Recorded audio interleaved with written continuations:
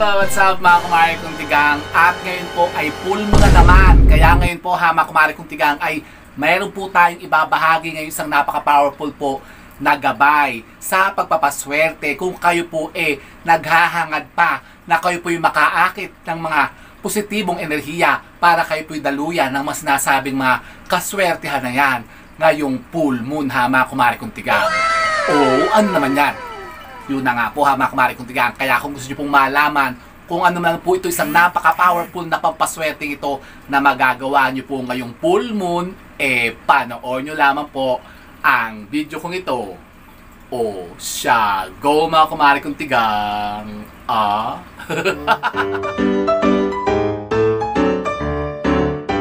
So, ayun na nga po ha mga kumare kong tigang, isang mapagpalang araw po sa inyong lahat. At ngayon nga po ha mga kumare kong tigang ay full moon na naman. October 17 po ngayon at ito po yung isang napaka-powerful po na full moon kung kayo po'y gagawa ng iba't ibang mga pampaswerte o mga pangontra. Kasi ngayon po ha mga kumare kong tigang, ang ating full moon ay sinasabing napaka-powerful po kung kayo po ay manghihikayat ng mga sinasabing mga positibong enerhiya na magbibigay sa atin ng mga sinasabing mga biyaya ng buhay na yan. Lalong-lalo na po sa pagpapaswerte sa usapin ng kaperahan. At ngayon po ha mga kumare kong tigang, meron tayong i-share na gabay sa inyo na dapat po'y gawin nyo po ngayong full moon. Kayo po ha mga kumare kong tigang ay maghanda lamang po ito. Isang napaka-powerful po na sangkap na dapat po'y hindi po kayo nawawalan dyan sa mga tahanan po ninyo. Ano yan? Ang ating pong asin. Asin? Opo ha mga kumare kong tigang, katulad po ito. Ito po ang ating asin. Nako, talaga naman tingnan yung aking asin ha, putos na putos talaga. Talagang buong buo pa talagang ating asin. Ito po ang ating Himalayan salt. Himalayan salt. Opo ha mga kumare kong tigang. Dapat po kapag kaganto pong full moon, kayo po'y nag-i-imbak ng marami pong asin at kayo po'y nagre-re-energize ng mga asinan po ninyo ha mga kumare kong tigang. Kayo po'y bumili po ng asin tapos kapag ka full moon, katulad po ngayon ha mga kumare kong tigang, full moon po ngayon, October 17, kayo po'y mag-energize po ng mga asin ha mga kumare kong tigang. Kahit po yung mga local labang po natin ng mga asin, yung mga ating rock salt, pwede po natin gamitin yan. Pero kapag ganito po kasi full moon, ako talaga yung nag-atik hapon ng mga ganyan, yung ating pong mga Himalayan salt. Talaga. Bakit? Kasi ang Himalayan salt po kasi ay talagang napaka-powerful po na ginagamit po sa mga iba't ibang mga spiritual na mga ritualan. Talaga ba? Opo ha mga kumare kong tigang. Kasi alam nyo po ba na ang mga Himalayan salt katulad po nito ay isa pong napaka-powerful po na sangkap kung kayo po'y mahilig gumawa po ng mga ritualan o mga orasyon na ginagamitan po ng asin. Kasi alam niyo po ba mga kumare kong tigang na ang mga Himalayan salt ay hindi agad-agad mabilis matunaw. Yan po ang isang karakteristik po ha mga kumare kong tigang ng mga Himalayan salt. Compare po sa mga ordinary po natin na asin na napakabilis pong matunaw ha mga kumare kong tigang, lalong-lalo na kapag ito po yung nakaka-absorb ng mga negativities, yung mga negatibong enerhiya sa loob po ng ating mga tahanan. Yan, pero kapag kayo po meron pong ganito, yung mga Himalayan salt, talagang napaka-powerful po nito na makapagpataboy ng mga sinasabing mga negativities na yan at napakainam din pong sangkap kung kayo nga po'y mahilig gumawa ng mga ritual-ritualan sa mga espiritual. Yan, kung halimbawa kayo po'y mahilig yung mag-cleansing ritual sa bahay po ninyo, ito po ang gamitin po ninyo. Halimbawa kayo po'y magtatanggal ng makamalasan sa mga katawan po ninyo, ito rin pong napakainam na ginagamit ha mga kumare kong tigang. Pero kung wala na po kayong ganito ha mga kumare kong tigang, okay lamang naman po yung mga ordinary natin na mga rock salt. Yung pong mga puti na rock salt. Huwag lang po kayo gagamit ng mga iodized kasi treated na po yun. Basta bang ganito pong mga natural po na asin, yan, katulad po ito Himalayan salt. Yan po, napakainam na gamitin po niyan sa mga spiritual na mga ritualan. Yan, katulad po ngayon ha mga kumare kong tigang, full moon po ngayon, October 17. Nako, napakainam po ngayon ha mga kumare kong tigang na mag-energize po ng ating mga asin. Yang mga asin na nyo po ha mga kumare kong tigang, ibilad nyo po yan sa sinag ng buwan. Para kumbaga, mas palakasin niya ang power nito. Ganun ba? Opo ha mga kumare kong tigang. Dapat kasi ha mga kumare kong tigang, kayo po nag-refill ngayon ng mga asinan po ninyo. Yan, dapat naglagay kayo ng maraming asin kasi nga ngayon po ay full moon, mas mainam po kapag ito po i-energize natin sa power po ng sinag ng buwan. Ganyan po ha mga kumare kong tigang. Ito po ibibilad lamang po natin sa sinag ng buwan, mga 15 to 30 minutes lang po. Pagkatapos po, pwede na po natin siyang ipasok sa loob po ng ating mga tahanan. O, so yun po ha mga kumari kong tigang, so gawin nyo po yan sa inyo po mga asin. At ngayon po ha mga kumari kong tigang ay meron pa po tayong i-share na isang napaka-powerful po na manifesting ritual na magagawa nyo po ngayong full moon. Pwede nyo pa po itong gawin ngayon ha mga kumari kong tigang kasi hanggang mamaya pa naman po ang full moon. Hanggang mamaya pong 11:11 o hanggang 12 o'clock ng hating gabi. Pero kapag kalumang pasa po ng 12 o'clock, wag na po nyong gawin ito ha mga kumari kong tigang. Kasi paumaga na po yun. Yan. Hanggang 11:11 po, maganda pong oras yan. Gawin nyo po ito. Kayo po ay maghahanda lamang po ng mga sangkap na babanggitin ko. Ito po'y napakainam na pampaswerte kung kayo po'y naghihikayat ng mga sinasabing mga positibong enerhiya na magpapadaloy sa atin ng walang humpay na kaswertihan. Ngayong buong buwan ng Oktubre ha, mga kumari kong tigang. At sa susunod pang mga buwan, ako magpapasko na ha, mga kumari kong tigang, kayo po bagay marami nang naisube. Nako naman, baka naman kayo pinupuntos pa rin dyan ng mga kamalasan ha mga kumari kong tigang, gawin nyo na po ito. So ganito po ha mga kumari kong tigang, tayo po may mga gagamitin po ditong mga sangkap sa pagganap po ng ritual na ito. Ano-ano yung mga yan? Ito po ha mga kumari kong tigang, kayo po maghahanda lamang po ng ating napaka-powerful na pampaswerteng bigas. So po ha mga kumari kong tigang, isang tasa lamang pong ganyan. Dapat po ha mga kumari kong tigang, gagamit po kayo ng tasang babasagin. Huwag po kayong gagamit ng mga plastic ha mga kumari kong tigang. Pwede po kayong gumamit ha mga kumari kong tigang ng mga lalagyan natin na ganito, mga gawa po sa porcelain o yung mga ceramics ha mga kumari kong tigang. Basta't babasagin. Pero mas mainam po yung mga ganito pong clear po na mga kristal o glass ha mga kumari kong tigang. So ganyan, lalagyan natin yan dito. O so ganyan lang po ha mga kumari kong tigang, kayo po maghahanda lamang po ng ganyang karami pong bigas sa isang tasang babasagin. At pagkatapos po ha mga kumari kong tigang, kayo po maghahanda rin po nito. Isang napaka-powerful po na kasangkapan na talaga lang pong pinaniniwalaan na napaka-epektibo naman po makahikayat din po ng mas marami pang kasama nito.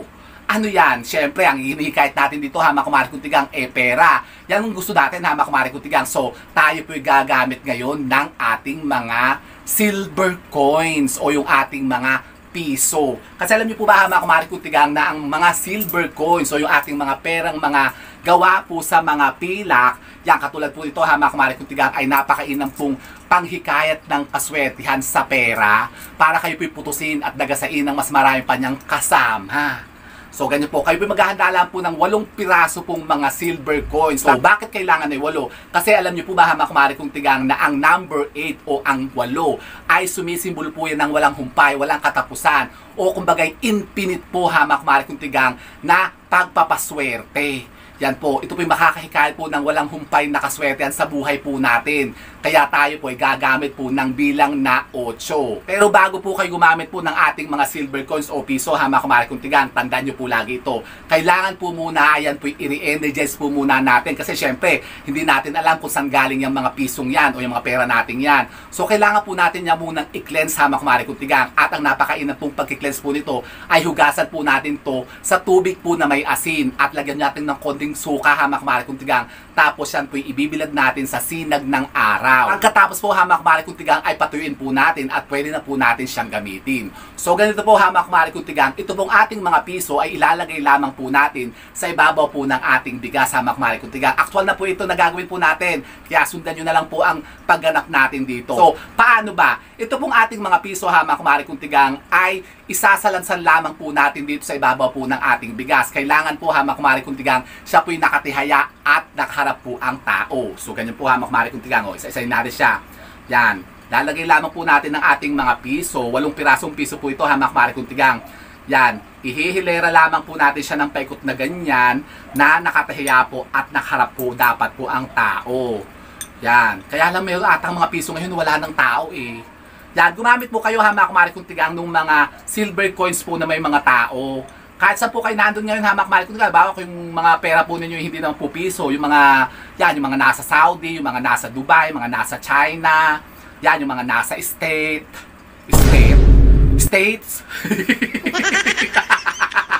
Yan, ganyan po magiging itsura niya ha mga kumari kong tigang. Isasalansan nyo lamang po siya ng paikot, dapat po yung nakatiya at nakaharap po ang tao. Pagkatapos po ha mga kumari kong tigang, kayo po'y maghahanda rin po nito. Tapos ito po ay ating sasangkapan din ng isa pang napakapambihira at napaka-powerful po na pampaswerte sa paghikayat ng kaswertehan, lalong-lalo na po sa kaperahan. Ano yan? Ito po ha mga kumari kong tigang, ang ating pong cinnamon stick. Yan, no, ganyan. Nakakita na ba kayo ng cinnamon, ha, mga kumare kong tigang? Marami pong klase po ang cinnamon. Meron pong mga cinnamon stick, katulad po nito, o yung mga cinnamon bark, yung pong balat po ng cinnamon.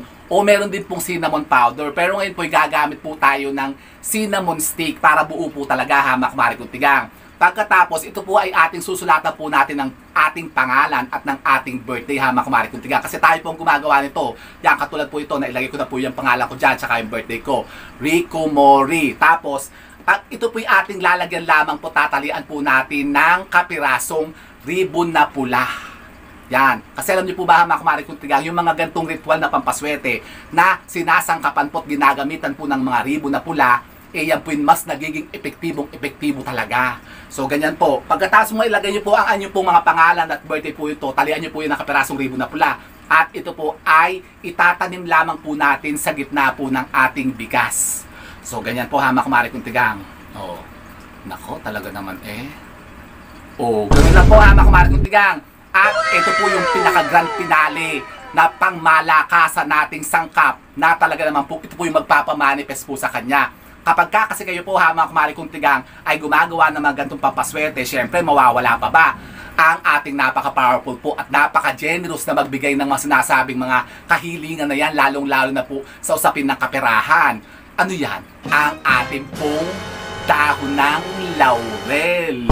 So ito po, ha, mga kumare kong tigang, ang ating dahon ng laurel. At tayo po'y gagamit po dito ng 3 pirasong dahon ng laurel. Bakit hindi 2? Kailangan po'y 3, ha, mga kumare kong tigang, kasi ang bilang na 3 ay sobra-sobra. Para talagang tayo putusin ng sobra-sobrang mga kaswertihan. Parang syempre gusto natin maraming-marami. Yung talagang apaw-apaw, sobra-sobra. Kaya tayo po'y gagamit po ng 3. Wag po 2, ha, mga kumare kong tigang, kasi ang 2 po, ginagamit lagi yan in pairs po, ha, mga kumare kong tigang, kapag meron pong mga usapin ng yung mga kamatayan. Death po, di ba, ha, mga kumare kong tigang, kapag tayo po, di ba, nagtitirit ng kandila, dalawa-dalawahan yan. Kaya huwag kayong gagamit ng dalawa-dalawahan, ha, mga kumare kong tigang. Dapat po, dagdagan nyo ng isa, mas maganda po kung 3 para sobra-sobra. At bago po natin ito gamitin po dito sa ating ritual na ginagawang ito, kailangan po muna, ha, mga kumare kong tigang, dito po tayo hihiling. Dito tayo bubulong ng ating mga pangmalakasan na kahilingan sa dahon ng laurel. Kumbaga, kasi siya yung magiging mayor na sangkap po natin.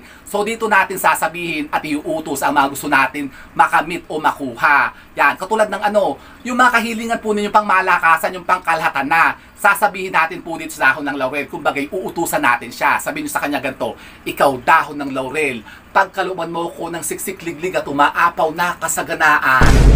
Ganon, ha, mga kumare kong tigang, ibigay mo sa akin ng lahat ng aking mga minimit-himiti sa buhay.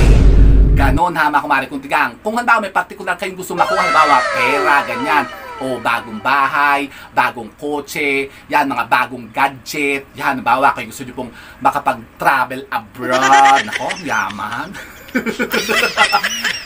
Hilingin nyo yan na partikular, ha, mga kumare kong tigang. Pero mas maganda po kung pangkalahatan na yung hihilingin natin para kumbaga isahan ng pangmalakasan na kahilingan. Pagkatapos, ito po ay ating isasangkap na dito sa ating ritual na ginagawang ito. Ito po itatanim lamang po natin dito, ha, mga kumare kong tigang. So ito po ilalagay lamang po natin dito ng paikot, ha, mga kumare kong tigang. Ilulubog lamang po natin siya sa ating bigas. So ganyan, talaga naman, wow. Alam niyo po, ha, mga kumare kong tigang, ito lagi ko talagang ginagawa ito kapag ka full moon. Kumbaga ito po parang yung nire-renew ko lagi kasi lagi ko po talagang ginagawa ito. Hindi talaga ako nawawalan ng gantong ritual, ha, mga kumare kong tigang. Tsaka yung pong asin na may bawang. Yan, every month po, ha, mga kumare kong tigang, gawin nyo po yan. Tapos pwede nyo pong palitan yan every full moon. Tapos hayaan nyo lang po siya ng 1 buwan dyan. Sa susunod na pagbibilog ng buwan, pwede nyo po siyang ulitin.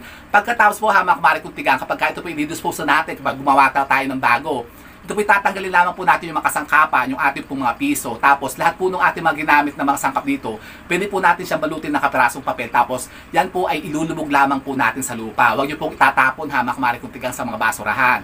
Yan, pwede po natin siyang ilubog po sa mga paso ng mga halaman. Pwede po natin siyang gawing pataba.